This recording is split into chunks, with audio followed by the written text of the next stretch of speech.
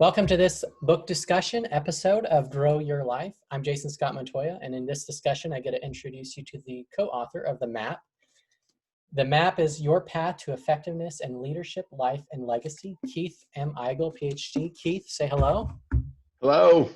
Good to be with you. Yes. Keith and I have known each other for about a decade, first connected through a mutual friend. From there, we've worked together on several occasions. In 2017, I completed the Leaders Lyceum Personal Development Program here in the Atlanta area. The Leaders Lyceum is an organization founded by Keith and is dedicated to transforming people and impacting organizations. Today, I want to talk to you, Keith, about your book and how the included framework inside the book can help us navigate the confusion, the turmoil around us, while also equipping us to explore and engage the opportunities both personally or professionally or entrepreneurially to create and grow during this season that's very rare and can be challenging, but also fruitful. So to start us off, Keith, tell us about you, your story, the work you do, and how things have changed in your paradigm. Wow. A lot of stuff. I'm 57 years old, so you probably don't want all the background I could actually give you, but about 25 years ago, I went back to 30 years ago, actually now, went back to school and took a doctorate in industrial organizational psychology. Yeah. My wife and I had been married about a decade at that point, went into graduate school with one kid, came out with three. Okay. We had a little mascot baby 16 years ago, so lots of family stuff going on. But for the last 25 years, we have been focusing on growing grown-ups in the context of leadership. I mean, we're just passionate about people realizing their potential. And we think the way people can go about that is actually knowable, and it can be accelerated. And so we started an organization called the Leaders Lyceum. And the Leaders Lyceum, this program that you came through,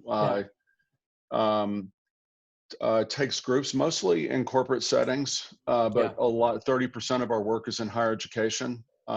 We do some open enrollment programs, we do things like that, but the whole idea is that growth can be accelerated. We've been measuring that for about the past 4 or 5 years, and we're seeing 10x, multiples 10x of what the ordinary process of growth, and all of this really based in social sciences and adult development. So that's my focus. So let me kind of dive in a little bit there just to clarify. I think when a lot of people think about growing as a person, it's this ambiguous thing of like you kind of learn something and then you just get a little bit better, and it's ambiguous and it's confusing, I think, in a lot of ways. But people, that's how they think about it. And so what's distinctly different about that to the way that you're describing it? Yeah, I mean, isn't it interesting that we can all reflect back and go, oh my gosh, I've grown so much since that time. Yeah. Right. And so we know that there's something happening. I guess we kind of operate with a group of colleagues around the world that focus on something called constructive developmental theory. And it's that the way that we make meaning or understand our world and the maturation process, if we keep growing over a period of time, is actually knowable and predictable.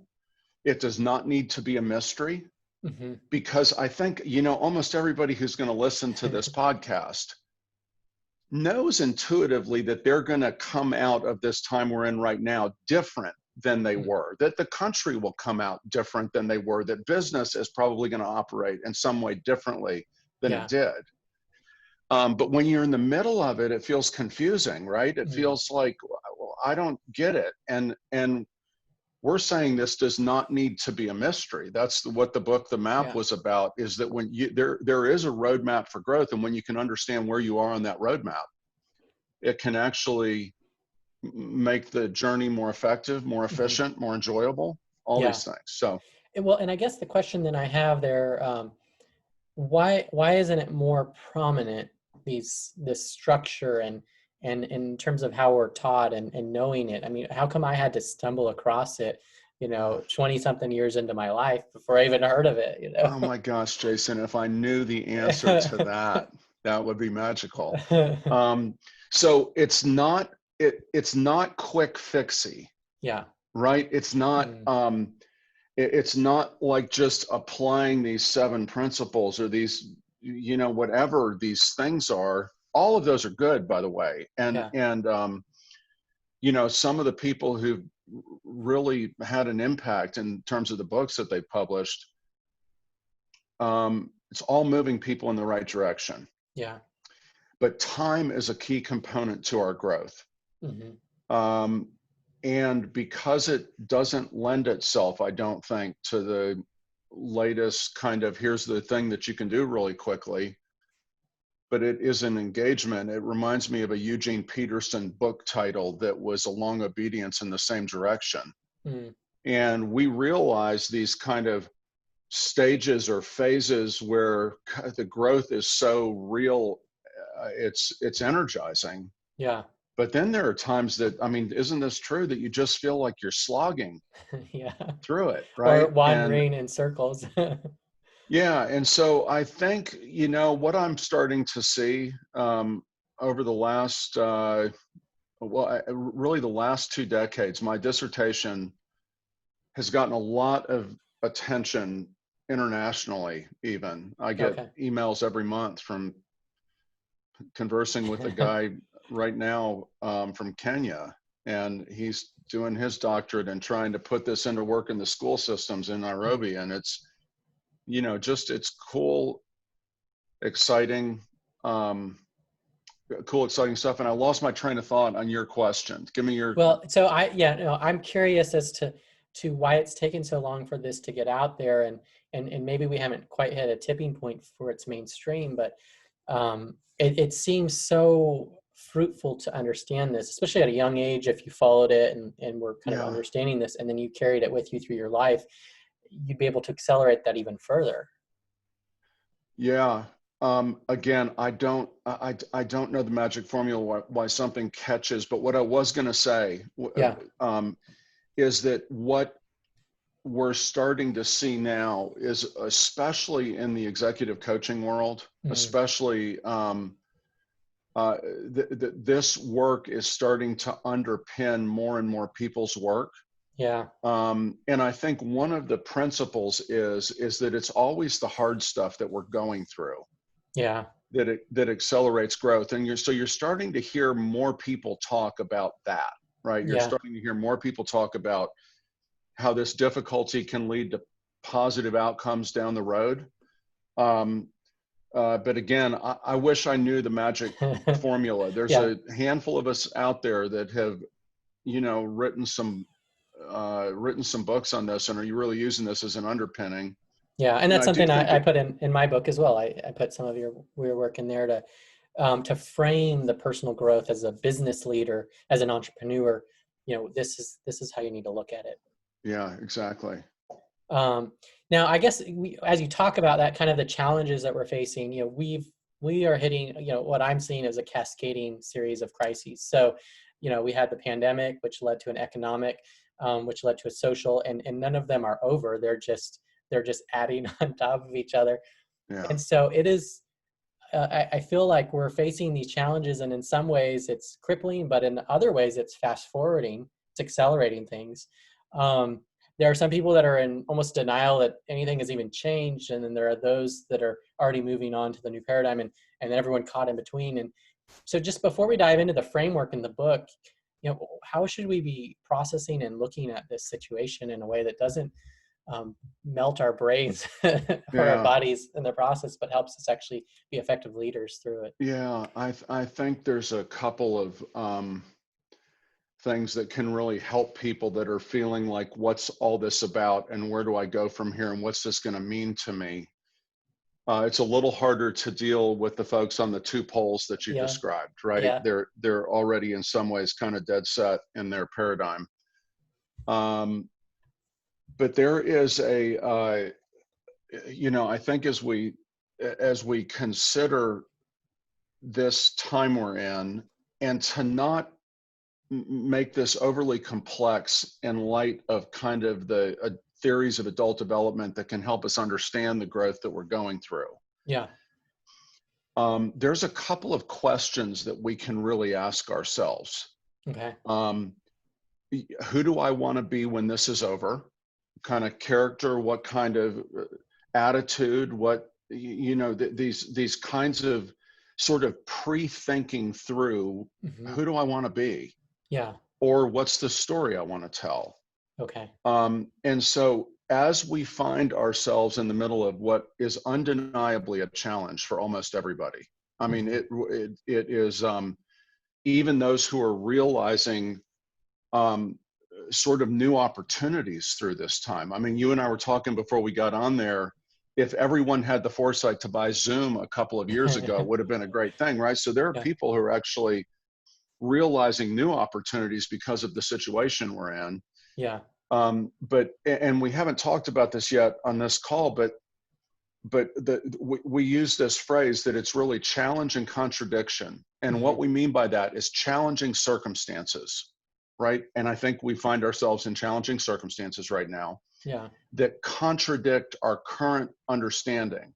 And I've got my little clip-on glasses, and it's like you and I both coming into this conversation, everyone who's listening to it, we have a lens that we see the world through right now.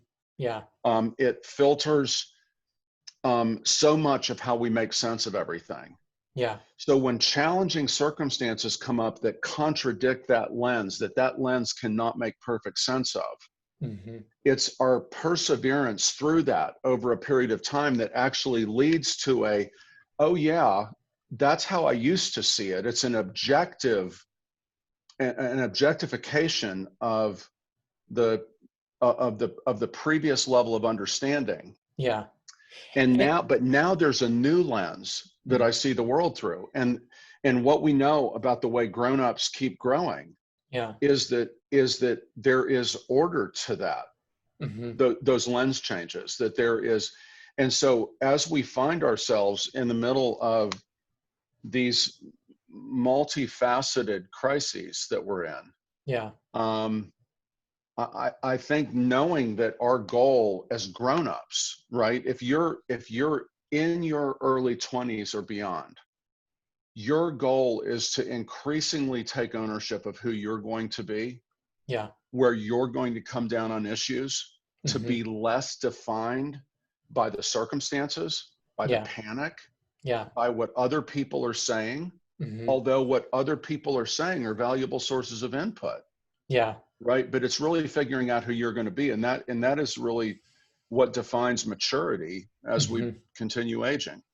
So I guess when you talk about, our lens and then this next lens that we can get to add on to it, I do see in this crisis, and I guess a cascading crisis, there is a danger to ourselves, the people we care about in our society, if we don't let go of the lens we're looking through the world and start to move towards that next one. Do you agree with that or disagree? Yeah, I totally agree with that. There's a different way to kind of cast this is to talk about the biases that we hold, right? And the biases that shape our current understanding. And if we don't think we have biases, that's the best indicator that we really do.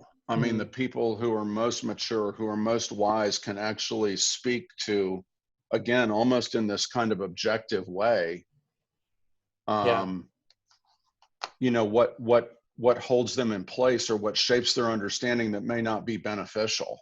Yeah.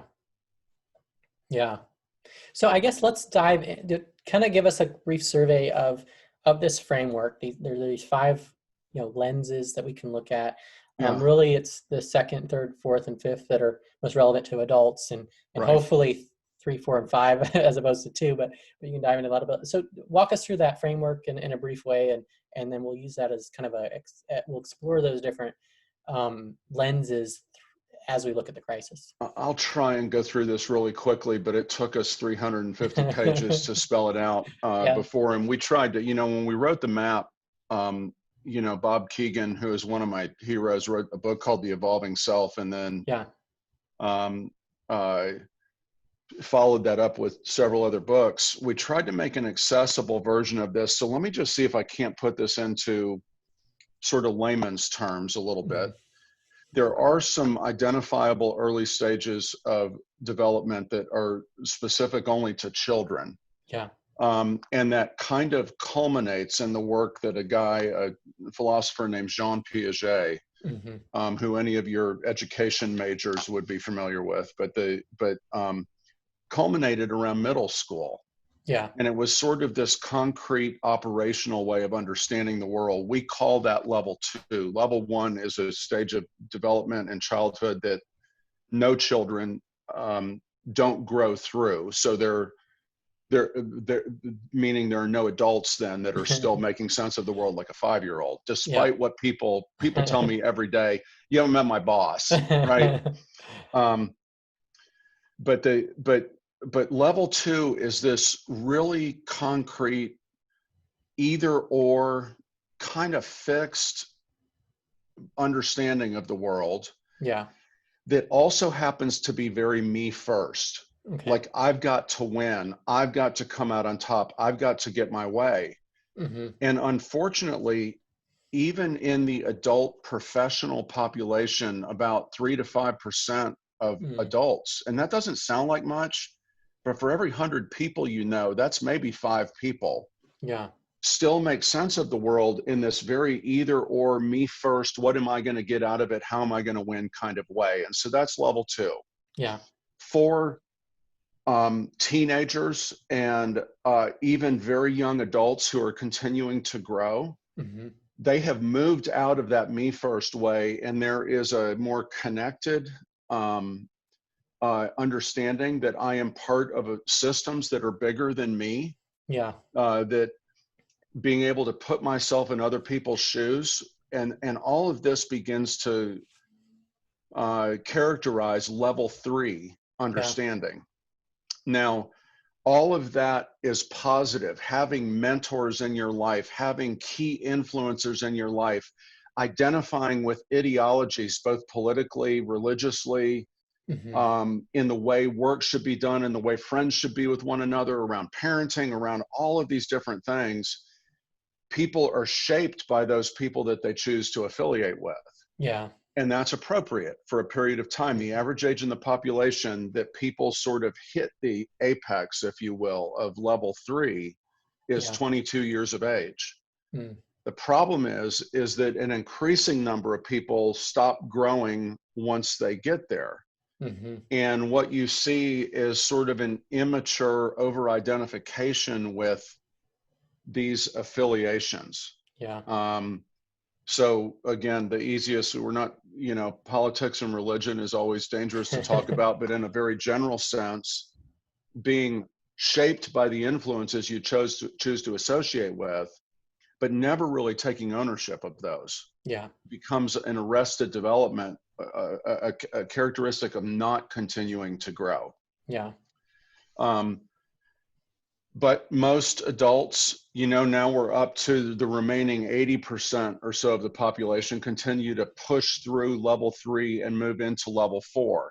Yeah. Now, the thing that's funny, Jason, is the growth in the normal population, just the average is a better word, in the average population between level 3 and level 4 is a 20-year journey. It's actually more than that. It's actually 22 years in the average population. And that journey through our 20s, into our 30s, into our mid 40s for most people is about not being defined by all of these outside sources, but rather allowing those outside sources to be influences that refine our understanding of ourselves. Yeah. And so when we think about that, people who are really caught up in, oh my gosh, what's all this going to mean? All of these affiliations that they hold with either one side or the other, but that they haven't really thought through themselves. Yeah. but they're adults. They're smart enough to understand them and adopt them and even repeat them and argue them in some Yeah. ways. At But they least at a haven't surface really been, level. Yeah. At least at a yeah, surface level. Yeah. early on at a surface level. And then if there's not growth, it starts to seem shallow, Mm. right? It not only is it at a surface level, there's no depth below it, Yeah. right? But becoming level 4, and back to your question about why hasn't this caught on? Well, this growth from level 3 to level 4, this 20 plus year journey that's in the middle of our careers, Yeah. that's not a quick fix, It's a 22 right? year It journey. takes a while, but again, one of the things that we know to be true is that when people understand this map and that this journey, they start looking at circumstances Mm. and they start saying, why am I letting this bother me so much? I don't want Yeah. this to bother me this much. Yeah. Or what's even better is somebody says something to you and you're losing sleep Yeah. over what they said. And it's Yeah. like, I know I shouldn't be letting this bug me, but it's bugging me that it's bugging me, right? And Yeah. what's that all about? Hmm. Well, knowing that the next step on the journey, the appropriate next steps are really to, I don't know, really decide who you're going to be in the midst of it. And Yeah. Jason, you've been down the road long enough. You could tell your own stories about this. I can tell my own stories about this. Hmm. So in a nutshell, that gets us up to level 4. Yeah. Um, 85% of the population, no matter how long they live, stops growing at level 4 or below. There are sort of predictable percentages that arrest at kind of half stages or even quarter stages in between level 3 and level 4. Yeah. But people who keep growing beyond level 4 to level 5, Hmm. which is the final destination on the journey if you keep growing, are really characterized not just by owning their position on things, not just by knowing who they are and not being determined by circumstances. Those folks are able to hold that position within that groundedness with an open hand and actually look at other people's positions that they're grounded in, and the lens, right, if I pick up my glasses again, the lens that starts to emerge Yeah. is a more integrated, not just managing the diversity of our perspectives and how Hmm. relevant is that right now, Yeah. but really beginning to celebrate and see the values that knit us together. Yeah. It's why when we get to kind of look at the first person writings of people who are no longer with us, but just great leaders, and MLK Jr. right now is so prevalent in the middle of, I'm hearing more and more requotations. Yeah.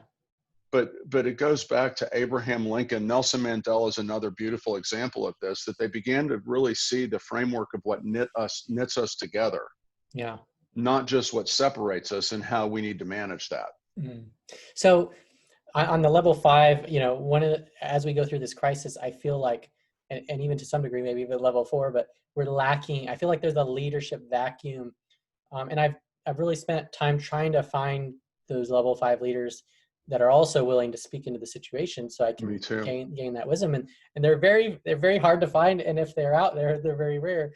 And so, is this how do you reconcile that? And two, is this an opportunity? Is this season a potential opportunity that maybe we get a lot of more of those level 4 people to move to the next level instead of staying stuck in their paradigm, I guess. Yeah, I think quite potentially that will happen when we look back historically over time.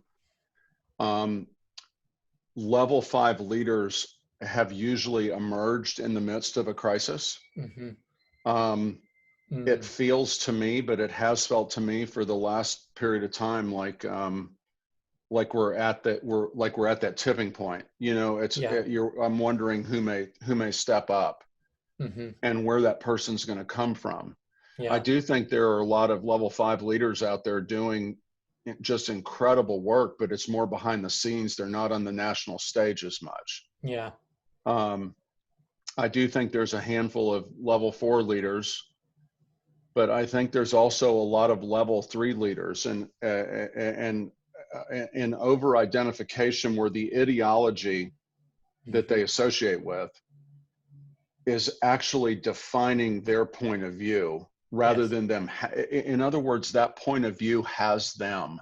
They don't have that point of view. And Yeah. that sounds harsh, but it's real. And the only way we discover that, when we discover that best, is in the midst of challenge. It's when that very way of understanding, that lens that we see the world through, gets pushed and bumped up against in ways that it's like, okay, this doesn't make sense to me anymore. That's our opportunity for growth. Yeah. So let's walk through levels 2, 3, 4, and 5 and kind of put on the glasses of, starting with level 2 and looking at the crisis.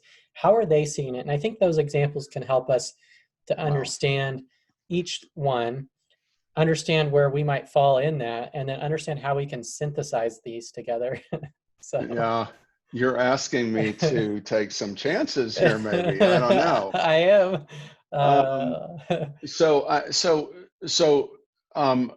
The level 2 perspective, again, sort of this middle school way of understanding the world, is just incredibly either or, and my side's got to win. And so people who respond in this way could either it's more likely that they would respond on one of the two poles, like this is all a farce, or oh my gosh, the world is coming to an end because of this. But it's even possible that they could respond in the middle position as well. What characterizes level 2 is that they can't put themselves in the shoes of anybody who sees it differently than they do, regardless of where that person is or regardless of where they are. So level 2 is this really me first, and really an over identification that my way needs to win. With level 3, my entire identity, my entire way that I understand myself is wrapped up in the position that I affiliate with. And is that position, does it have to be, does there have to be a person associated with that? In other words, if you associate with the group, someone has to be the spokesperson for the group. There usually is a spokesperson. Okay. Yeah. So in more faith-based settings, it is the religious leader in some ways. In political settings, it is the political leadership. There are many people that affiliate with a news outlet. And don't do anything to challenge that source of input. And so they really get swayed. I've appreciated what you've done on your blog with the trying to throw some data out there, right? To let people begin to look at and make sense of things. And for me personally right now, it's been a journey of how many different points of view can I hear, right? That I want as many sources of data as I can get, not and to not be scared that one that challenges a position that I hold may rock my world to the point that I don't know what to do anymore, right? So our intellectual or emotional wits end. So this pure level 3 is this over identification, and that maybe that's a good way to phrase it, Jason, this over identification with a position. Now the problem is that I think this is true, that a majority of the population is in the level 3. It's at either early, middle, or later in the stages. So it feels like these waves that are crashing in different directions based on these different ideologies. And that seems pretty dangerous if you're on a boat in that water. It feels unstable, right? It's like but the other thing is, I mean, think about this. If your entire identity, if the way you not only understand the world, but the way you understand yourself, right, is tied up with this position, as this becomes a survival thing. It's like if your entire identity is being held by something outside of you. And let me say one thing: if a listener is in their 20s, that's where you're supposed to be. Yeah. right? That's a time of life where you are turning to people that you trust as outside sources to say, help me understand this. Okay. Yeah. You know, it's why for so many people that come through our programs, but just so many people I meet, honestly, when they reflect back on their 20s, assuming that they're beyond that now, Yeah. um, they can name the 4 or 5 mentors that were Hmm. really important in shaping the Yeah. adults that they've continued becoming, right? Hmm. Um, so if we leave this sort of really exaggerated version of level 3, this 22-year-old version of level 3, Yeah.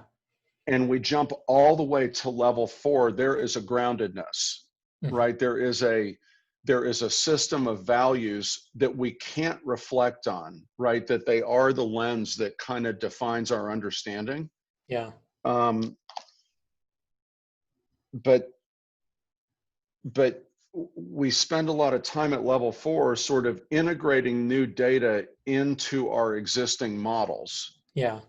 Mm. But but To either but the reinforce it or but the not, but not model is necessarily, not necessarily to challenge the model, but to reinforce it. Is that what you mean? yeah, a lot of times to reinforce it or to figure out how am I going to manage different Mm. points of view, right? And so it's not integrating it yet, it's managing it. Yeah. And by the way, this describes a lot of people between the ages of like 50 and 70, Hmm.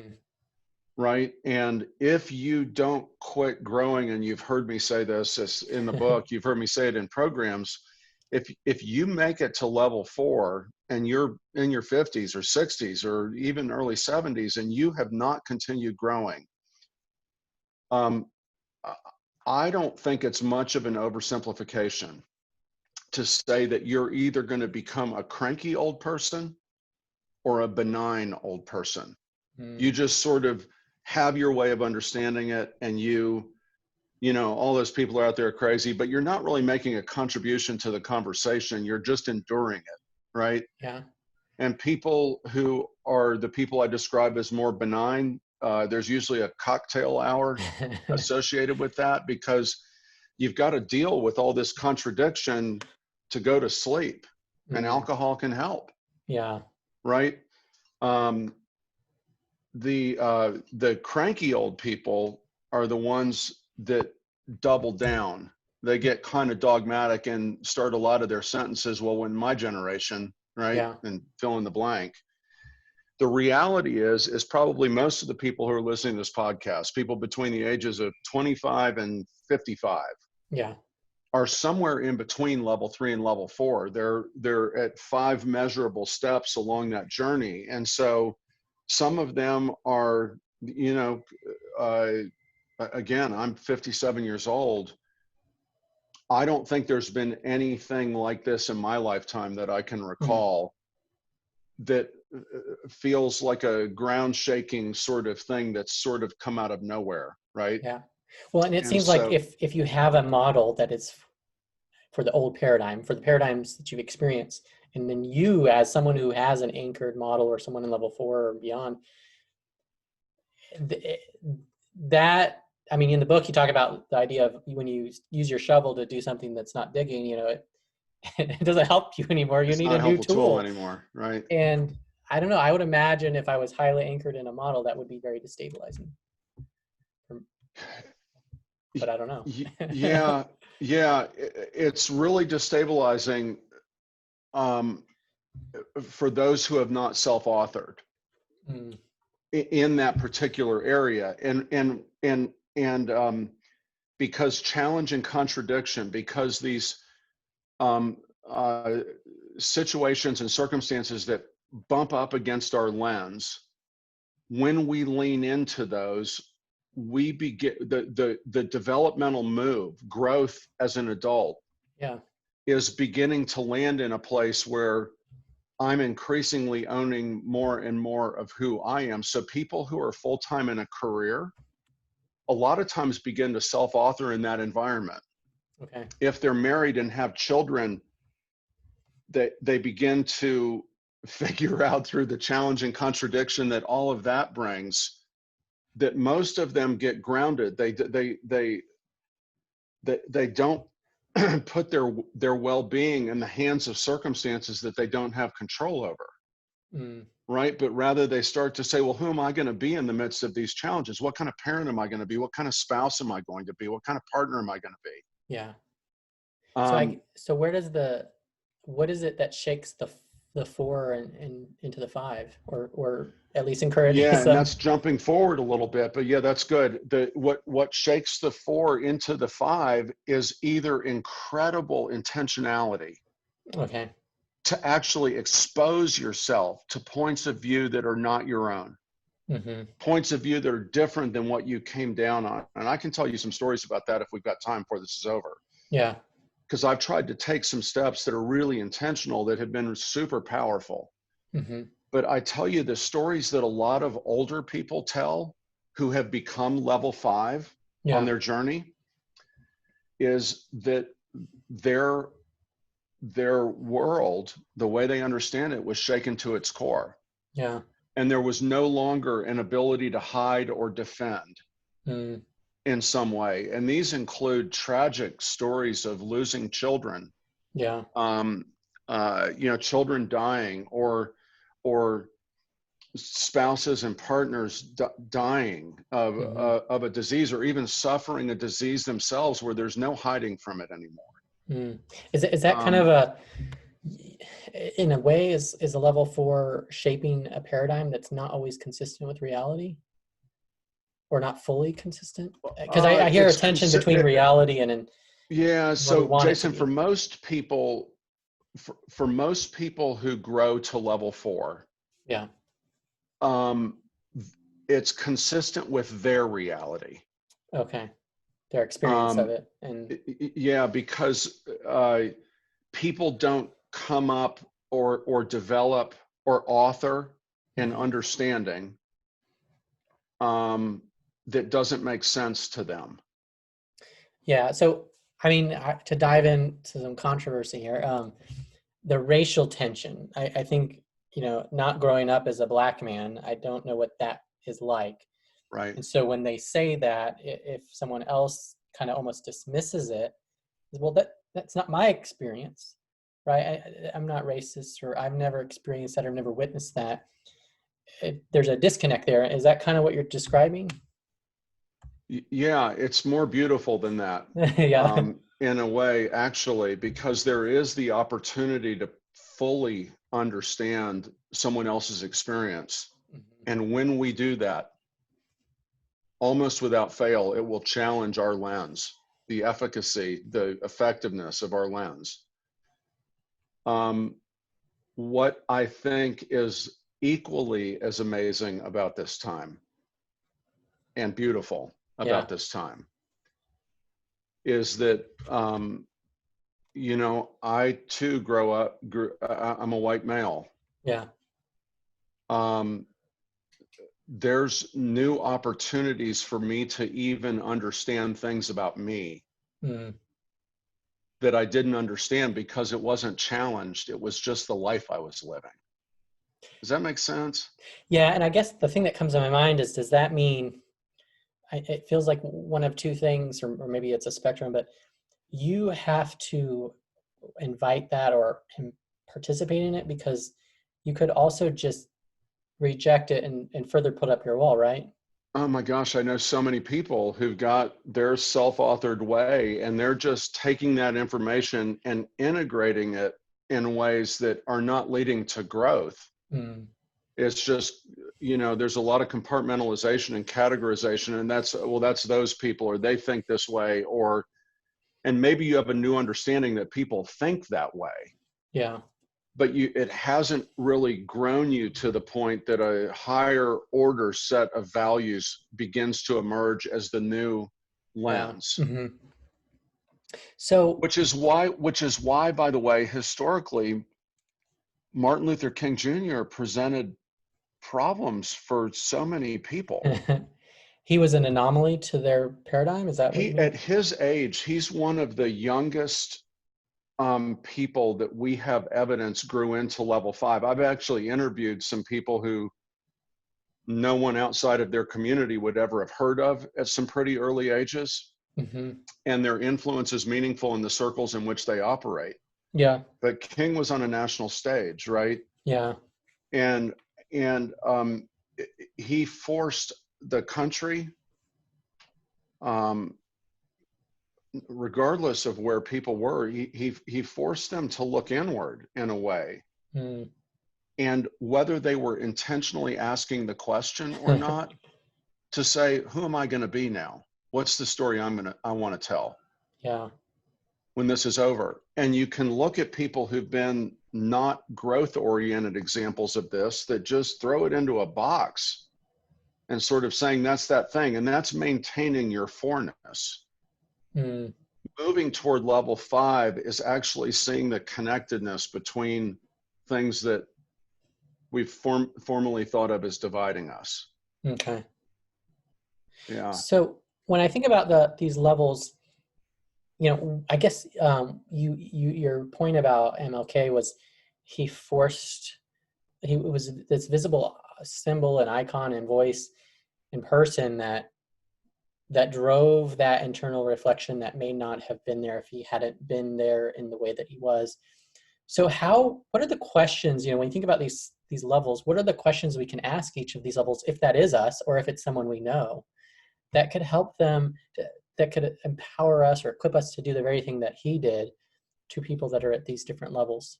Yeah. So and let me just make sure I understand. You're asking kind of, if we see ourselves at level 4, how do we keep going beyond that? Is that where is that's what's behind the question? Or if I know someone that is in that level 4 and they aren't growing, what can I do to ask them, to encourage them, to challenge them in a way that they may not do necessarily on their own accord? Yeah, I think curiosity is probably the word that knits a lot of this together. Mm-hmm. But growth from 4 to 5 happens when we can see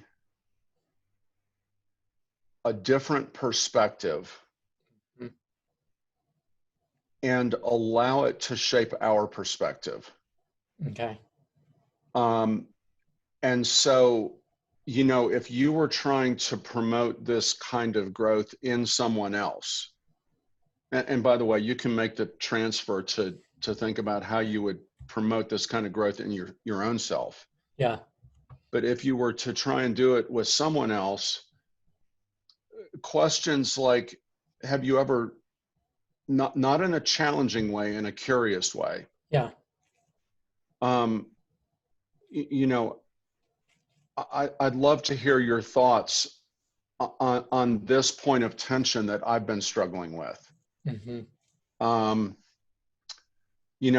wonder if it's a white person, I wonder if you had grown up Black, how you might see this differently.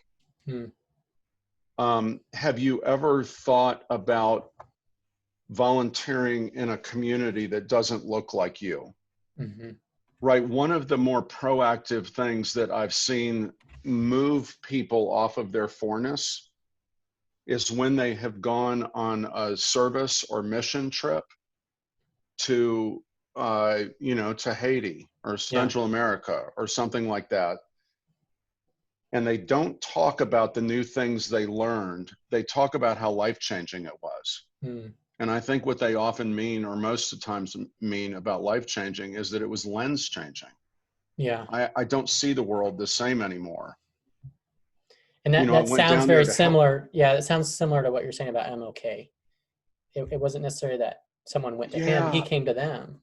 Yeah, and I think the thing that made kind of his approach, and Gandhi would fall into this same kind of category, this whole nonviolent thing, is he took the battle out of it in one sense. Yeah. And and elevated the battle in another sense, right? I mean, I just watched for the first time Selma the movie that came out, I think a couple of years ago, maybe, Yeah. or maybe last year. I don't know when it came out, but I watched it on Netflix or something like that.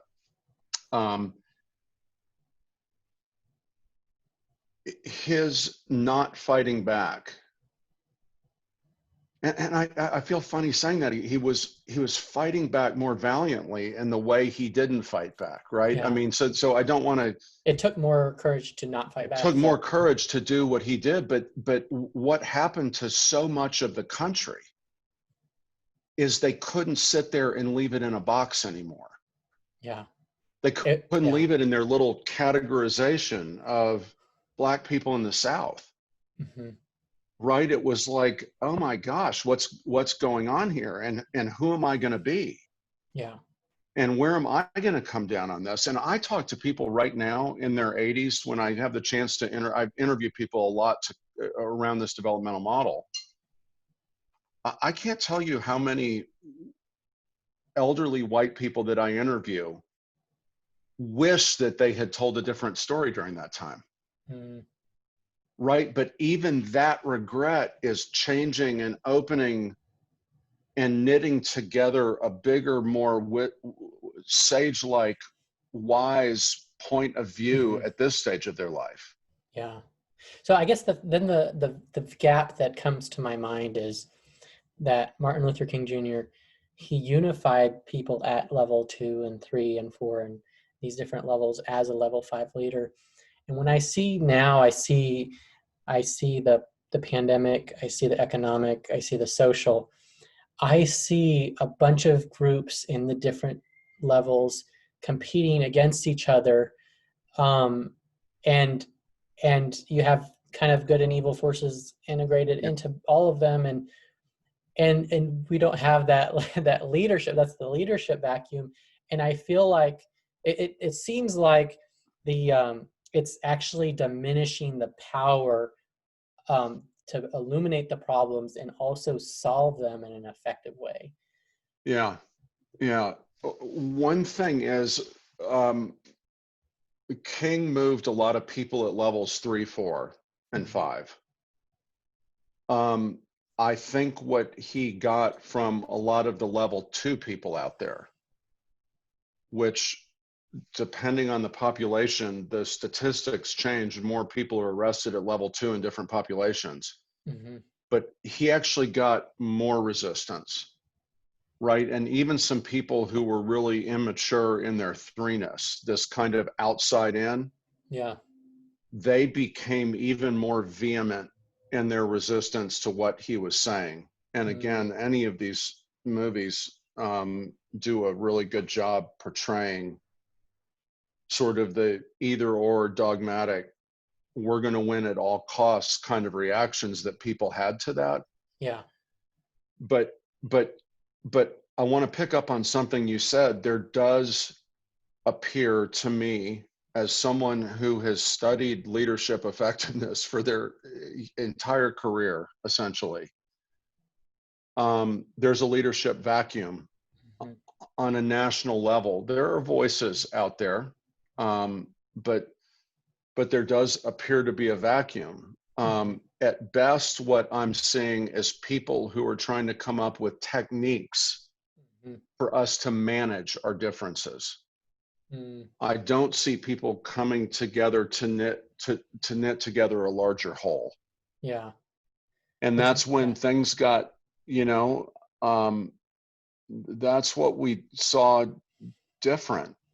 It's what we saw different with Mandela. That's what we saw different with Gandhi late in his life. That's what we saw different with King, but it wasn't late in his life. He was 39 years old when he was shot. Yeah. I guess the curious question that I have then is, did those leaders arise out of the movement, or did they start the movement? That's a great question. And there's a lot to be said for situational leadership theories, that the circumstances actually raise up the leader in a way. But it's really not either or. If you go back and read King's first person writings, which is the best reflection of how he was making sense of the world at the time, Yeah. You can see him growing through the movement. The difference between Abraham Lincoln's first inaugural and second inaugural is the difference between level 4 and level 5. So it was like the challenge and contradiction of the Civil War and being in the presidency at that time, actually, I think grew him into a level 5 leader. Mandela is a more interesting case on sort of a national level in that, you know, he was imprisoned for 25 years, which is a lot of time to think about who you're going to be. And not everybody does that. He did it though. You know, Gandhi had already adopted nonviolent means of protest before he became level 5. But what we see, he did not leave us any first person writings really late in his life. But what we see with Gandhi is someone, I think, who came to it also sort of interactively in response to the circumstances, but also with this unique willingness to hold his way with a looser grip. Right. Not to be like doubled down on it. Well, I think what's interesting, I guess, about those examples is, you know, the research does show in terms of effective protesting, you know, nonviolent protests are twice as more likely to be effective. And there's a lot of benefits to taking it, the approach that they did. But I don't get the sense that they looked at the evidence and went, this is the most effective way to affect change. There was something deeper that was informing that, and it just happened to be effective as well. Would you agree with that or disagree with that? What do you think? Oh gosh, yeah, I do think that when we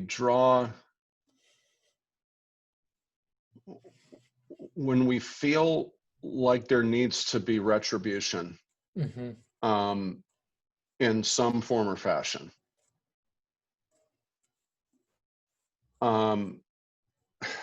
that there is, that's the opposite of challenging your own understanding, of really trying to reflect on how you know yourself and the world in which you're operating, right? And so the more violent the protesting becomes, the more, almost by definition, the more defensive we need to become. Right? We've got to defend our property or our way or all of these things. What the more nonviolent protests begin to do, especially when the numbers are getting as big as they are around a lot of the social unrest right now, is that it's hard to watch that and not go, wow, that's a lot of people who are kind of taking a stand, who are maybe even putting themselves physically at risk. Is the way that I'm thinking about this completely correct? Or do or can that understanding be challenged? And again, this model of adult development that is in the book and that, you know, underpins so much of what we do, is really about continuing to challenge in a systematic way our own understanding. So what is it in us that is holding us back? Is it fear? Is it ego? Something else?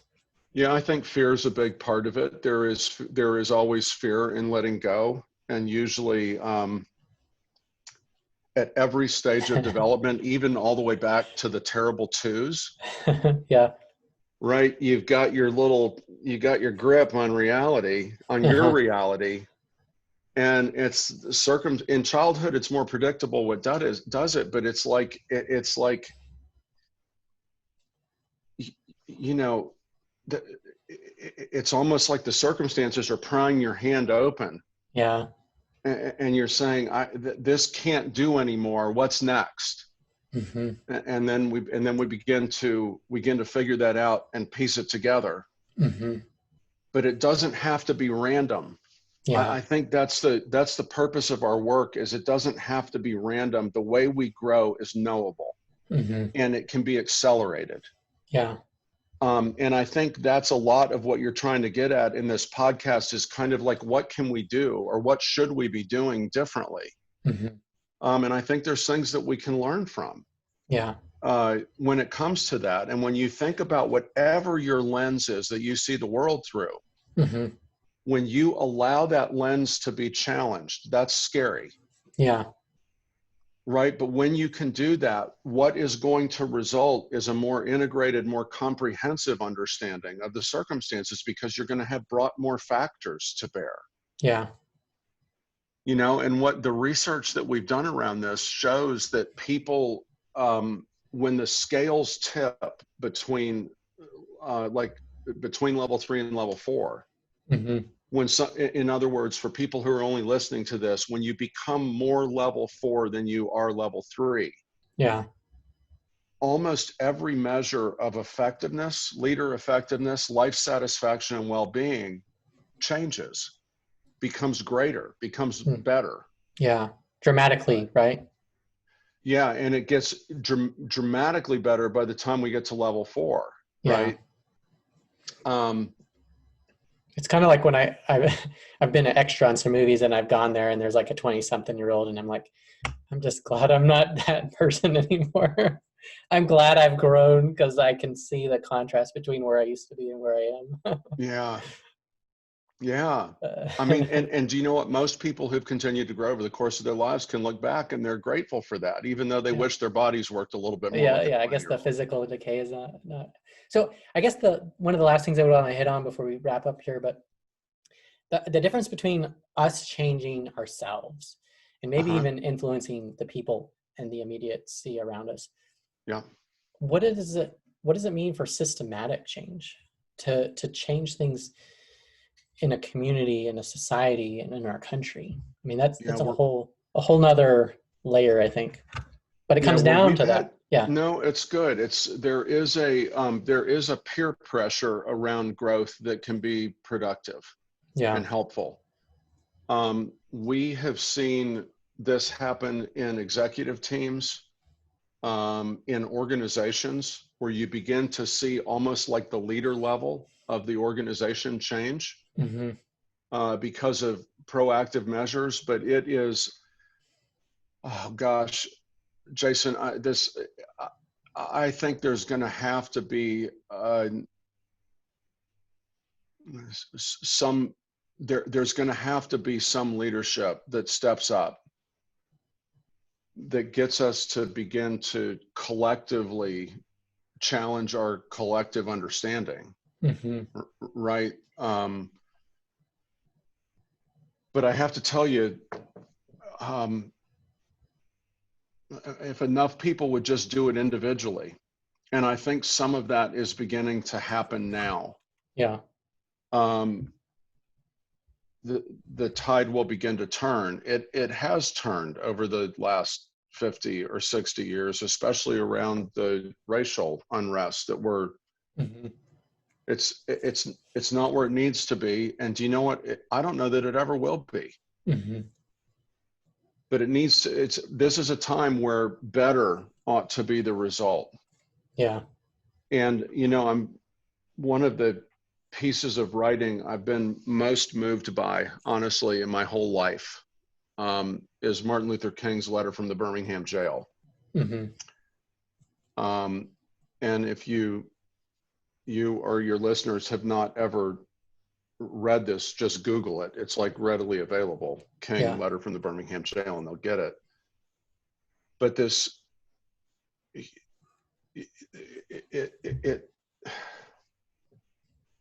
began to change a national consciousness. And I can't tell you whether that was just a collection of individuals who began to see it differently, but that's certainly how pieces of it started. And then laws began to change, and tolerance of people who were content to sit on the sidelines began to change. Yeah. And I think that that's what growth is going to look like for us. You know, one of the things he said in that letter, though, and is what brought it to mind based on your question, is that complacency and just be patient is not an appropriate answer, right? That's never been an appropriate answer for us individually, and it's probably not an appropriate answer for us on a societal level. We don't tell ourselves when we know we need to grow, well, if I just be patient, it'll be better in a decade, right? When our marriage is in crisis, it's not like, yeah, but I bet I'll have a different take on this in 10 years, right? It's like, no, we need to do something about this. Yeah. We need to confront what's in front of us right now. Mm-hmm. And acknowledging that that's not going to, that there's no be all end all on this. Yeah. Actually, to say that there's a be all end all individually or at the societal level would be like saying, I've got it all figured out, I don't need to grow anymore. Mm. Or we've got it all figured out, we don't need to grow anymore. Right? And what's beautiful is that the people who are most elderly, who have the most years under their belt that I interview, who have been people who have continued to grow over the course of their lives, yeah, are like almost objectively closest to the destination, right? Yeah. But they're the ones who see more clearly how much growing there is left to do. Yeah. Right. And that's an amazing thing, to not think that we're going to get it, but that also shouldn't lead to complacency or contentment. Yeah. We've got stuff we need to be working on right now, and I'm excited that it's happening. Yeah. Well, thank you so much for sharing your life with us today. If people want to discover these ideas further, what resources, opportunities do you have for people to check out, websites? Well, I mean, I think reading the map in the context of this, and people can go to themapthebook.com, which is the easiest website to get there. They can also go to growinggrownups.com, and it'll take them to the Leaders Lyceum website. The work that we do is all about developing the next generation of leaders and developing executive teams. So if that's what you're interested in, growinggrownups.com or the leaderslyceum.com, they can find resources there. All right. Well, thank you so much, Keith. I appreciate it. Jason, it is always so much fun to talk to you, and made me think about a lot of stuff. I didn't know what I was going to say, but it's good. Thank you. All right. You're welcome.